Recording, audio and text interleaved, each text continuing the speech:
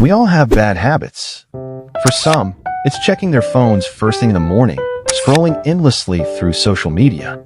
For others, it's procrastinating on important tasks, putting them off until the last minute. These habits not only waste time but also reduce our productivity and overall well-being. To understand how to break these bad habits, we need to dive into the science of behavior change. According to Charles Duhigg, the author of The Power of Habit, habits consist of three components: the cue, the routine, and the reward. The cue is what triggers the behavior, the routine is the behavior itself, and the reward is the benefit you get from the behavior. Experts suggest that to eliminate a bad habit, you should focus on identifying and altering the cue and the reward. For instance, if your bad habit is snacking on junk food when you're bored, the cue might be boredom. Instead of reaching for a bag of chips, you could replace the routine with a healthier alternative, like going for a walk or reading a book. The reward remains the same, relieving boredom, but the behavior has changed.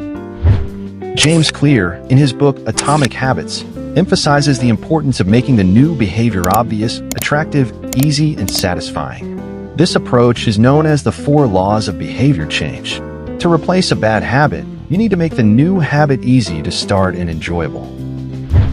Psychologists also recommend using the strategy of implementation intentions.